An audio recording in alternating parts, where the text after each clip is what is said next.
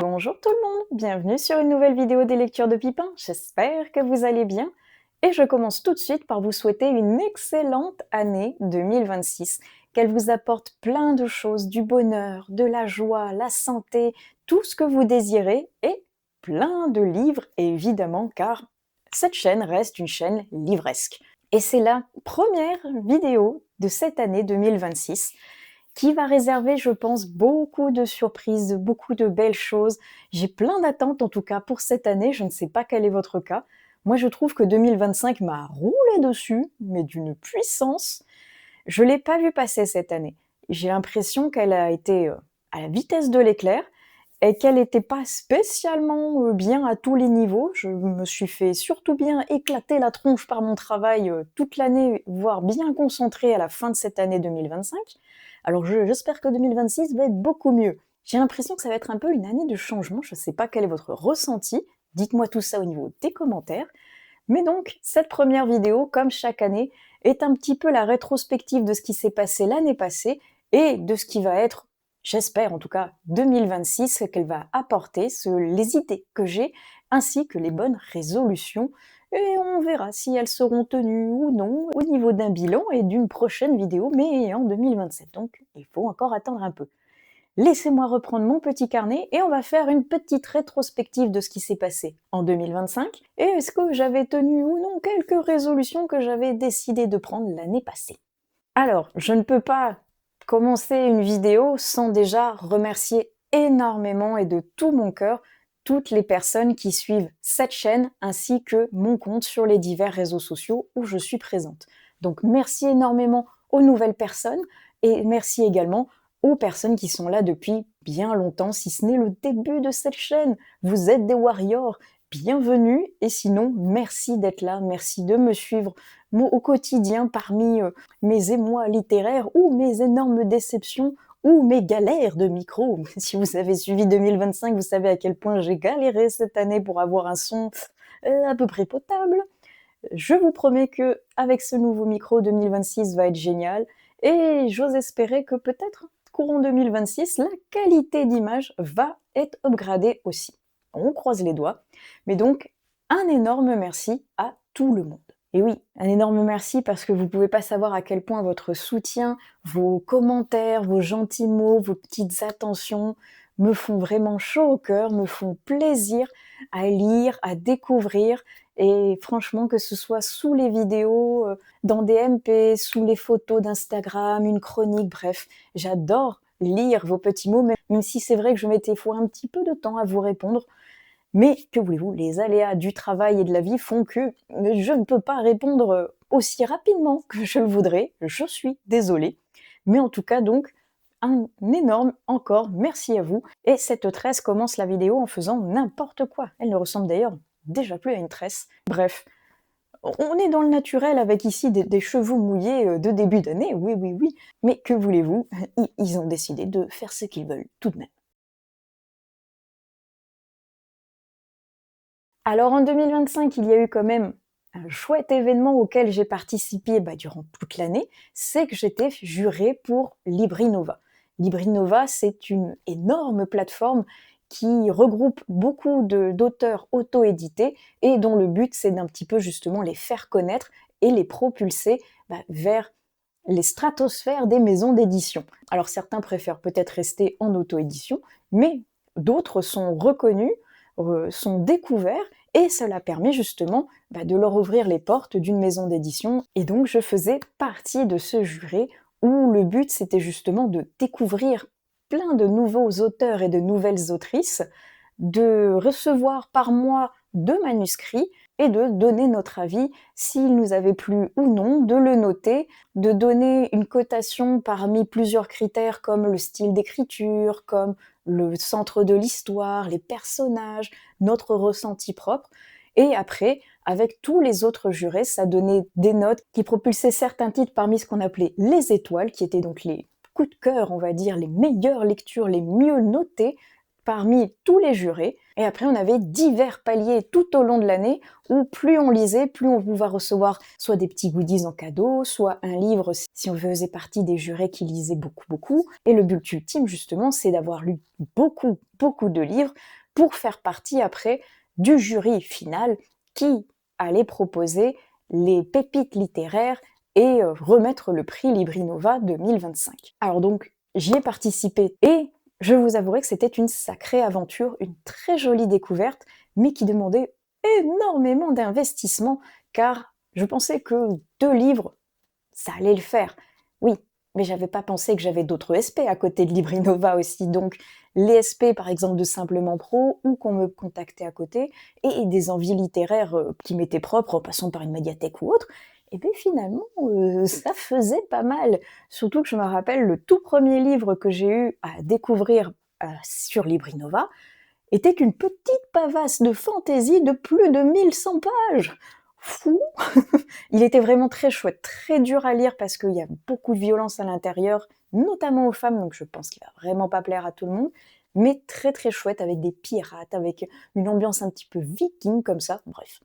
De très belles découvertes littéraires. Au niveau de YouTube, je n'avais rien fait de particulier, pas de section propre sur Librinova, chose que j'avais faite au niveau de mon blog pour y faire des chroniques en particulier. Et finalement, je me suis rendu compte que je n'avais pas fait tant de chroniques que ça écrites, que j'avais posté au niveau de mon blog ou au niveau même d'Instagram, parce qu'Instagram, pareil, j'avais fait un petit montage exprès pour les chroniques et pour les lectures Librinova. Et j'en ai pas fait autant que ça, et ça s'explique par le fait que j'ai lu beaucoup donc de romans pour cette plateforme, mais il y en a également eu beaucoup qui ne m'ont pas convenu, qui n'étaient pas dans mon style littéraire, malgré le fait que j'aime beaucoup ouvrir mes horizons, ou pour lequel la plume ne me convenait peut-être pas spécialement, ou alors il y avait trop de fautes syntaxiques, bref.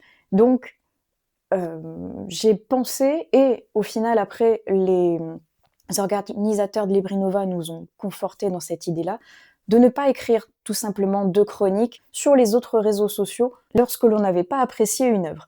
Donc, j'ai quand même fait une chronique sur la plateforme Librinova, mais que seul Librinova et l'auteur en question pouvaient lire, mais de manière anonyme. Parce que c'est arrivé que certains auteurs n'ont pas apprécié les chroniques que j'ai fait ou que d'autres jurés ont fait, parce que c'est arrivé à d'autres jurés aussi, et sont venus nous pourrir, mais d'une force, de manière totalement gratuite. Et honnêtement, moi, j'apprécie pas totalement ça. Que l'on n'apprécie pas ma chronique et la vision que j'ai eue ou le ressenti que j'ai eu, je suis à 300% d'accord, mais qu'on vienne me pourrir gratuitement, non, ça, je suis absolument pas à 300% d'accord. Au contraire, tu crois vraiment que si tu pourris le jury, tu vas être publié ? Réfléchissez, certains auteurs, franchement. C'est pas pour être méchante, mais réfléchissez. Si vous venez pourrir le jury, vous avez assez peu de chances, franchement, d'être propulsé vers des maisons d'édition. Mais bon, cela étant dit, c'est donc pour ça que je n'ai pas fait de plus de chroniques que ça, parce qu'il y en avait quand même beaucoup que j'avais pas plus apprécié que ça, ou auxquels j'avais mis tout juste la moyenne. Donc j'ai préféré mettre en lumière ceux que j'avais réellement appréciés, et merci aux auteurs et autrices qui ont apprécié justement cette chronique. Malgré le fait qu'on soit anonyme, il y en a certains qui avaient quand même réussi, donc ça c'était quand même chouette de pouvoir parler après avec eux. Mais en revanche, je pense que je n'ai pas assez lu pour pouvoir faire partie du jury final qui va présenter le prix littéraire et qui va sélectionner qui sera le prix littéraire. Je ne pense pas en faire partie parce que je suis juré or et je crois qu'il faut être juré diamant pour pouvoir y accéder. Et en décembre, on a reçu nos 2 derniers manuscrits, et il n'y en a plus du tout parce que justement, le prix 2025 est terminé. Donc je pense que définitivement, je ne ferai pas partie de ce jury final. Et pourtant, j'avais prévu de vous parler de la finalité de ce prix sur YouTube, et je pense que j'avais mal compris, parce que finalement, je ne pourrais jamais vous en parler, vu que je ne ferai pas partie du jury final, je pense. Et tant pis, bah, mais moi avoir mal compris, c'est pas grave. Mais en tout cas, je serais curieuse quand même d'aller voir qui sont les finalistes et d'aller voir qui va remporter le fameux prix Librinova 2025. Ça, je le suivrai parce que je suis curieuse, j'en ai fait partie et j'ai envie de voir qui va le remporter finalement. Donc c'était une très très chouette expérience que je ne pense pas renouveler en revanche en 2026 car, comme je vous expliquais un petit peu plus tôt, me demande beaucoup de travail et d'investissement. Et même si j'ai adoré, franchement, cette aventure littéraire aux côtés d'autres jurés qui étaient adorables, avec qui j'ai fait connaissance, et certains avec qui j'ai sympathisé, avec d'énormes découvertes qui étaient incroyables et d'autres un peu moins, il est vrai, mais c'était quand même vraiment très très chouette. Et je ne pense pas donc renouveler l'expérience parce que je vais laisser ma place à d'autres personnes qui aimeraient découvrir ou reparticiper à ce prix en tant que juré. Et je pense pas, honnêtement, que j'aurai le temps parce que j'ai toujours d'autres OSP sur d'autres plateformes et au niveau de mon travail, je pense que ça ne va pas le faire. Je prends trop de temps avec mon travail et je me rends compte que j'ai assez peu le temps de venir chroniquer derrière. Donc, je préfère laisser ma place à d'autres personnes qui ont plus le temps ou le loisir de pouvoir lire que moi. Et en attendant, c'était quand même une super belle expérience. En 2025, il y a eu aussi quelque chose que j'aimais adoré découvrir et faire, c'est que Priscilla de la chaîne Le Boudoir m'a confié les rênes du Blossom Spring Challenge, le challenge littéraire qui est dédié au printemps. Et en 2026, je réitérerai ce challenge car je le conserve, je le trouvais le concept absolument génial. Je remercie encore une fois Priscilla, merci beaucoup de cette opportunité pendant laquelle je me suis régalée et j'ai donc encore plein d'idées, un nouveau pays que j'ai déjà sélectionné et pour lequel j'ai encore des envies folles, des idées farfelues, des idées de menus, de catégories, de livres. J'ai déjà envie d'y participer alors qu'on est en mois de janvier, mais qu'importe. Bref, le Blossom reviendra donc bien en 2026 et comme je vous dis, j'ai déjà sélectionné le pays qui peut-être va vous surprendre, je ne sais pas. Si vous ne connaissez pas ce challenge, je vous invite à aller voir la vidéo du challenge de 2025 ainsi que les précédents challenges que Priscilla avait donc organisés. Et si jamais il vous intrigue et vous intéresse, restez connectés car la vidéo de présentation arrivera au mois de février et le challenge commencera début mars. Donc je vous réserve plein de surprises pour celui-ci. Si on fait un petit tour du côté des statistiques, parce que je vous avais dit que j'aimerais bien parler un petit peu plus statistiques au niveau chiffres, au niveau nombre de lectures, genre et compagnie, j'ai toujours donc continué, tant au niveau de Babelio que le Booknote que Livre Addict, à compléter la fameuse map monde des auteurs. Je vous ai fait un petit insert, je vous montrerai celle de Livre Addict parce que Babelio l'a enclenché mais un petit peu plus tard, donc elle est plus fournie au niveau de Livre Addict, pour vous montrer un petit peu le panel des pays que j'ai découverts, alors pas qu'en 2025 certes, mais vous montrer comme quoi il reste encore des cases à colorer, et je compte sur 2026 pour pouvoir découvrir plein de nouvelles autrices et nouveaux auteurs de tous les horizons différents.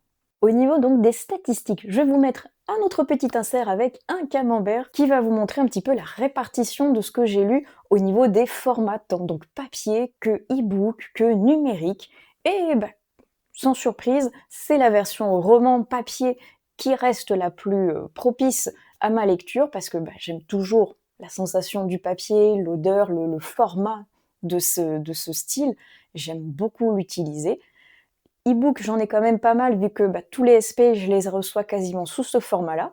Mais finalement, le format qui s'est vraiment le plus développé cette année, c'est l'audio. Parce que j'ai vraiment, on va dire, explosé mes records auditifs. J'écoute vraiment de plus en plus de l'audio.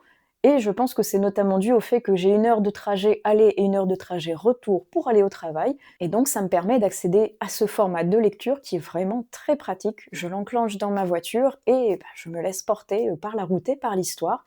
Et ça me permet de faire de belles découvertes et d'augmenter évidemment également mon capital de lecture. Quelques petits chiffres et après j'arrête de vous embêter avec ça, parce que je sais que certaines personnes n'aiment pas spécialement une partie statistique chiffrée, mais d'après donc Livre Addict, j'aurais lu 211 livres en tout cette année, donc tout format confondu, avec notamment 111 romans, 48 mangas et 30 BD. Le reste après étant décliné en comics et autres genres où j'ai un petit peu moins de statistiques. Mais donc vraiment le gros bloc, le trio phare, c'est romans, mangas et BD. Et 211 livres en tout, donc donc tout format confondu, c'est pas mal du tout, et 111 romans, je pensais pas en avoir lu autant, donc c'est vraiment très chouette. Je ne vais pas changer au niveau de 2026, pour ça je vais continuer à lire de tout, dans tous les formats et de tous les styles. Sans surprise aussi, la catégorie d'âge que j'ai le plus lu, c'est du format pour les adultes. Après c'est adolescence et young adult, et je suis étonnée d'avoir lu moins de young adult que d'adolescence, je pensais plutôt l'inverse, mais pourquoi pas. Mais donc sans surprise, mon genre favori reste quand même la littérature destinée aux adultes. Et le genre littéraire ex aequo que je lis le plus, enfin en tout cas que j'ai lu le plus en 2025, c'était la fantasy et le thriller. Sans surprise, ce sont les deux genres littéraires que j'affectionne le plus, qui se voient un petit peu le plus, j'ai envie de dire aussi, derrière moi, au niveau de ma bibliothèque, et de toute façon que je vous présente au fil des vidéos et autres chroniques. Je pense que si vous êtes là depuis un petit moment, vous avez compris que c'était les deux genres que j'affectionnais en particulier. Et les deux derniers chiffres que je vous propose, c'est que ma palle, alors plus ou moins vrai celui-ci, parce que je ne pense pas avoir tout rentré au niveau de Livre Addict, mais ma palle compterait 162 livres, et ma wishlist est arrondie à 460 livres. Ce chiffre évolue constamment, comme vous avez pu vous en douter si vous avez vu mes vidéos précédentes sur justement le contenu de ma wishlist. Là on a un chiffre tout rond, et qui ne cesse de fluctuer, tant en augmentant qu'en descendant, en fonction du nombre de livres que je rajoute ou que j'arrive à en lire. Et donc pour la palle, je ne suis pas sûre d'avoir mis tous les livres que j'ai à l'intérieur, donc je ne suis pas sûre qu'elle soit tout à fait exhaustive à 100%, mais on se penchera un peu plus là-dessus, courant 2026, vous verrez. Je passe vite fait sur le coup du micro, ce que je vous en avais parlé il n'y a pas longtemps, mais donc celui-ci a vraiment fait beaucoup des siennes en 2025, et un nouveau format plus portatif, plus pratique, et normalement beaucoup mieux au niveau qualité du son, a fait son entrée pour 2026. Et sinon, côté ce qui s'est passé au niveau des réseaux sociaux, donc YouTube inclus, je suis présente, comme je vous disais, au niveau d'un blog sur WordPress. J'ai également un compte au niveau d'Instagram, qui sont vraiment les 3 blogs phares sur lesquels je poste le plus. Et sinon, je suis sur Livre Addict, Babelio et Booknode pour poster sur des plateformes typiquement littéraires. Et au niveau de 2025, j'ai écrit pas mal de chroniques, mais je pense que je peux encore en écrire plus parce que j'étais vraiment focalisée, je me rends compte, tant au niveau des chroniques du blog que d'Instagram. J'étais vraiment focalisée sur les chroniques des SP et pas tant que ça finalement des chroniques sur les lectures plaisir. Alors au niveau du blog, j'ai enclenché une nouvelle section qui est dédiée à mes chroniques pour les lectures audio, parce que finalement, c'est un format que je lis de plus en plus, donc j'ai envie de le partager avec vous. Ça n'est pas encore arrivé du côté d'Instagram, je ne sais pas encore si je le posterai, sinon dans quel format ce serait. J'ai quelques idées, on verra ce qui peut se mettre en place au niveau de 2026. Mais oui, comme je vous disais, je trouvais que au niveau d'Instagram notamment, et ça se ressentait beaucoup aussi au niveau de mon blog, j'avais l'impression que 2025, j'ai fait plus de chroniques et de mise en avant de SP qu'autre chose finalement. Je n'avais pas beaucoup de variété. Alors au niveau des genres, si, mais au niveau du type, on va dire, de lecture, donc là qui était entre guillemets des lectures imposées, il n'y avait quasiment que de ça. Et j'ai trouvé que c'était un petit peu dommage finalement, en faisant une rétrospective, d'avoir que ce focus-là au niveau de chronique et assez peu de variété ou de changement au niveau d'autres styles de posts en fait. Et bah, j'ai trouvé que c'était un peu, oui, triste et dommage que finalement j'avais transformé mon blog et mon compte Instagram encore plus en vitrine quelque part de service presse. Alors c'est chouette quelque part parce que ça me permet de découvrir donc des auteurs et autrices qui sont venus vers moi et pour lesquels j'essaye de montrer mon avis de manière totalement non rémunérée, hein, on est d'accord, je le précise à chacun de mes posts, et ça me permet de leur faire un petit peu de publicité gratuite, quelque part, mais au final, je ne fais presque que ça. Et en discutant avec d'autres créateurs de contenu, ben, on se rend compte finalement que le format de l'avis en tant que chronique pure, ben, ça ne plaît pas tant que ça aux gens finalement, parce que les gens ne lisent plus beaucoup, paradoxalement parlant, dans une chaîne littéraire, les gens ne lisent pas spécialement les chroniques. Et c'est finalement notre post qui amène de la visibilité, qui amène du crédit et des vues. Et finalement, si ce genre de post ne fonctionne pas alors que la quasi-totalité de mon compte est ainsi, et ça m'amène à me poser des questions et justement à essayer pour 2026 de faire évoluer cela. Et ce sera ma bascule justement pour pouvoir vous parler des résolutions et des envies pour 2026. Et celle-ci est donc la première qui en fait partie, c'est de faire évoluer mon compte, alors presque même tous mes comptes, tant YouTube que mon blog, que Instagram, de les faire évoluer, de trouver des nouveautés, de trouver un genre qui me plaît moi et qui va plaire aux autres, quelque chose d'attrayant, quelque chose qui va donner envie aux gens d'aller sur ce compte et d'interagir avec moi ou avec ne serait-ce qu'un like ou une vue. Ça pourrait être super intéressant, tant pour moi de me renouveler un petit peu de manière imaginative, de manière quelque chose d'attrayant, que également justement faire évoluer ce compte, ne pas me concentrer que sur une vitrine de SP, même si je continuerai à travailler avec des auteurs auto-édités, mais donc de le faire évoluer, de parler peut-être un petit peu plus de livres que j'ai lus pour moi. Pourquoi pas donc faire évoluer ce côté littérature audio que j'affectionne et qui finalement a beaucoup évolué au niveau de 2025. Pourquoi pas le faire travailler et fructifier au niveau de 2026, ça pourrait être très intéressant. J'ai pas mal d'idées, je vous avouerai, tant au niveau des photos que des vidéos. Donc peut-être que 2026 sera le théâtre de nouveautés. Alors après, j'ai plein d'idées. À moi d'essayer de les mettre en place aussi. Et ça fait partie d'une de mes futures résolutions, justement pour 2026, que j'avais déjà mis en 2025 et bofi bof. Hein. C'est l'une des résolutions que je trouve j'ai le plus de mal à suivre tout au long de l'année et que j'ai beau essayer de la remettre chaque année, c'est pas ça. Hein. Donc je vais la remettre quand même un peu cette année et je vais essayer de m'y tenir un peu plus, c'est-à-dire la gestion du temps entre mon temps de lecture, de création de contenu, ainsi que mon travail et ma vie familiale ou ma vie à côté finalement. Et ce ratio entre tout ça est excessivement compliqué à entretenir de manière positive, j'ai envie de dire. Parce que rien que ma sphère professionnelle me prend quasiment tout mon temps. Parce que officiellement, j'ai un 39 heures, officieusement, je fais beaucoup plus que 40 heures par semaine. Donc je vous avouerai que déjà, 40 heures de ma semaine est prise par mon travail et donc mon temps de lecture est considérablement réduit. Et après ce temps de lecture, il y a évidemment une phase de réflexion créative pour tant écrire une chronique que faire une photo ou une vidéo et justement essayer que ce soit attrayant. Donc c'est sur ça, ce tout de gestion du temps et de fournir quelque chose de créatif sur lequel je vais essayer de doublement travailler en 2026. Celui-ci aussi, il revient chaque année, mais il fait partie de quelque chose que j'ai envie de continuer chaque année, c'est de toujours découvrir de nouveaux auteurs et de nouvelles autrices, et de compléter cette fameuse map monde que vous avez vue il n'y a pas longtemps dans la vidéo. Parce que j'aime élargir mes horizons, j'aime découvrir de nouvelles cultures, de nouvelles plumes, de nouveaux pays, et j'ai toujours envie de continuer ça d'une année sur l'autre parce que ça m'enrichit, ça me fait m'évader, me faire découvrir des nouveautés, des choses incroyables. Et donc, ça, c'est évidemment une résolution que je réitère pour 2026.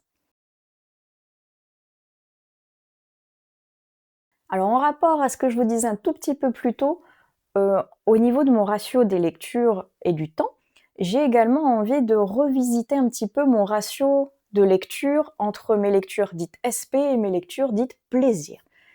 Parce que je vais certes continuer à travailler avec des auteurs qui ont envie de travailler avec moi, tant au niveau de l'auto-édition que des maisons d'édition si certaines ont envie de travailler avec moi, mais j'ai envie également de prendre du temps pour des lectures qui me font envie et pour lesquelles je n'ai pas spécialement de deadline pour rendre une chronique et avoir ce temps imparti justement qui va me demander plus de lecture rapide, plus de besoins littéraires, plus de créativité que là, pour certaines lectures, comme c'est entre guillemets pour moi, ça peut être un peu plus cool, je peux prendre plus mon temps, je peux ne pas faire de chronique ou en faire une qui n'a pas besoin d'être sur toutes les plateformes d'un coup.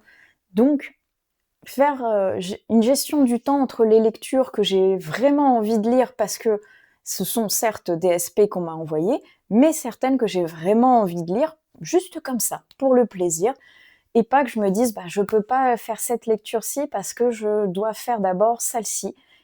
Et gérer donc ce temps imparti entre les lectures imposées et les lectures plaisir. De même, m'écouter plus au niveau des lectures, ça fait vraiment le lien un petit peu entre tout ça, parce que pareil, en 2025, je me suis rendu compte que j'avais vraiment mis de côté mes envies littéraires, point de vue la médiathèque, par exemple, regorge d'une multitude de titres que j'aimerais découvrir, mais pour lesquels je me réfrénais en me disant: «Bah non, je peux pas parce que là, ce mois-ci, je me suis engagée pour telle et telle lecture, là, en plus, j'ai Librinova, là, en plus, j'ai ceci, là, j'ai du travail», et au final, j'ai lu des lectures pour moi, mais je me suis beaucoup restreint aussi. Donc là, la gestion, l'écoute de soi, l'écoute des envies, tout ça inclus pour 2026.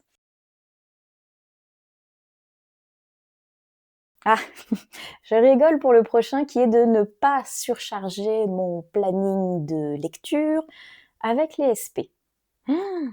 Est-ce que ça aussi, c'est pas un truc que je mets chaque année et que j'ai excessivement de problèmes à gérer? Je ne sais pas dire non, j'ai l'impression. Alors, j'ai refusé certains SP ou certains, je leur ai dit: «Je ne peux pas à telle date, je vous propose une autre date». Mais il y en a beaucoup auxquels j'ai dit ça: «Je peux pas, je propose une autre date», et bah, au final, ça revient pas à dire non, ça revient à dire plus tard, et il faut que j'apprenne à dire non. Tout simplement parce que, bah, mon planning n'est pas extensible à outrance et mon temps n'est pas indéfini non plus, et j'ai du mal. Vraiment, je vous avoue, j'ai vraiment du mal à dire non aux auteurs parce que j'ai déjà un peu peur quelque part qu'ils le prennent mal, même si on se connaît pas du tout, hein, mais bah, j'ai pas envie de leur faire du mal quelque part, de les décevoir ou autre, alors que pourtant je ne les connais pas, ils ne me connaissent pas. Il y a des comptes qui sont beaucoup plus importants que le mien pour les mettre en lumière, mais j'ai un peu du mal, et puis je me dis: «Bah, peut-être que derrière s'il est pas satisfait ou s'il est un peu déçu justement que j'ai dit non, bah, il va plus jamais revenir vers moi, va me contacter, ou est-ce qu'il va peut-être me faire de la mauvaise pub à côté?» Je psychote un peu peut-être, il est vrai, mais ne pas dire non, ça me crée également beaucoup de soucis parce que je me mets une pression de fou en disant: «Bah, j'ai envie de tous les accepter», alors que je ne peux pas tout humainement, c'est impossible. Donc cette année, il faut que je baisse peut-être un petit peu mes exigences envers moi-même et mon ratio, mon quota de validation de SP, parce que je ne peux pas tout faire, tout bêtement. Et je vais peut-être également dans un même temps baisser le champ, on va dire, de chroniques que j'offre pour les SP de manière totalement gratuite, parce que je vous le répète encore une fois, c'est que je ne suis absolument pas rémunérée dans aucun des partenariats que je vous ai présentés jusqu'à présent. Mon compte, je le conçois totalement, n'est absolument pas assez gros pour envisager d'être rémunéré tant par un YouTube que par une maison d'édition ou n'importe quelle autre collaboration. Mais donc mon choix premier, qui était de mettre une ouverture très large pour l'écriture d'une chronique et la présentation de cette dernière sur les divers réseaux pour l'auteur, je vais la revoir à la baisse finalement parce que ça me demande beaucoup de temps. Et je me rends compte qu'il y a des moments où je n'ai pas ce temps, du moins pas autant que je l'aimerais. Alors oui, ça va peut-être réduire le champ de visibilité des auteurs, et j'en suis fortement désolée, mais à la base, je propose quand même de manière donc totalement gratuite et sans arrière-pensée, sans envie forcément qu'on me renvoie l'ascenseur ou autre, mais pour vous donner un exemple, je publie donc sur YouTube, je publie sur Instagram, je publie sur le blog, je publie sur Livre Addict, sur Babelio, sur Booknode, sur les sites marchands sur lesquels le livre est présent, donc des Amazon, des La Fnac, des Cultura, des choses comme ça. Et bah, tout ça me prend beaucoup de temps. Et certes, ça donne pas mal de visibilité, mais il y a des moments, je n'y arrive plus. tout bêtement, je n'y arrive plus. Donc je vais probablement revoir un petit peu à la baisse le degré des plateformes, on va dire, sur lequel je vais poster cette fameuse chronique parce que je n'arrive pas à tout poster. Ou alors, si je poste quelque chose, des fois de manière un peu trop rapide, je suis pas totalement satisfaite du résultat. Et pour 2026, je ne veux plus ça. Parce que ça me demande du temps, donc de la réflexion, d'écrire une chronique, de la relire, de trouver une photo, de présenter une vidéo, d'écrire une chronique différente sur chaque plateforme, d'écrire des courtes choses. Des fois, ça me demande trop de temps. Donc, je vais revoir ça un petit peu, certes, à la baisse. Peut-être même au cas par cas, il y en a certaines, si j'aime beaucoup, je vais le mettre sur toutes les plateformes. Mais donc, bref, je vais peut-être revoir ça un petit peu à la baisse. Et dans un second temps, je vous disais, j'aime beaucoup quand même écrire des chroniques, notamment sur mon blog, sur lequel j'ai créé de nouvelles catégories. Et j'ai envie de reprendre ça, mais de manière un petit peu plus assidue, parce qu'actuellement, je le faisais beaucoup donc pour les SP, et ça pouvait aller de 1 à 2 fois par semaine, gros maximum. Mais donc concentré sur des chroniques. Et là, j'aimerais bien élargir ces horizons et continuer à écrire, mais cette fois-ci, j'aimerais vraiment utiliser tout ce qui est les outils qui sont à ma disposition, comme un carnet d'écriture par exemple, pour vraiment au moment où je lis, écrire à ça me percute pour telle idée, pour telle raison, ça me plaît un peu moins. Et bref, mettre tout ça par écrit, parce que là, justement, j'avais moins de temps pour faire ça, et il est arrivé souvent que je n'avais pris aucune note et qu'au moment d'écrire ma chronique, il fallait que je fasse tout de tête. Et je pense qu'il y a certains éléments que j'oubliais de parler, alors que si je les avais écrits et pris en note, bah, ça aurait pu faire l'objet d'un paragraphe en plus ou d'une petite anecdote. Donc ça, j'aimerais reprendre un peu plus mon côté écriture spontanée, on va dire, dans mon carnet de lecture, et ça va me permettre de retravailler des idées, avoir une nouvelle perspective, une nouvelle vision, un nouveau contenu pour 2026, et je pense que ce sera justement la dernière résolution, la dernière envie pour cette nouvelle année. J'ai envie de nouveautés, j'ai envie de fraîcheur, j'ai envie de continuer certes certaines choses, mais d'en refaire des nouvelles ou alors d'en retravailler certaines existantes pour les remettre un petit peu au goût du jour. Alors peut-être que ça passera au niveau d'un nouveau fil visuel sur Instagram, de nouveaux contenus littéraires sur les vidéos ou améliorer le côté écrit dans mes chroniques littéraires sur mon blog. Et je pense que j'ai déjà beaucoup trop parlé pour introduire 2026. Ça pourrait être une résolution, hein, que je parle un petit peu moins pour avoir des vidéos plus courtes. J'ai des idées pour ça, mais je blablate trop, toujours.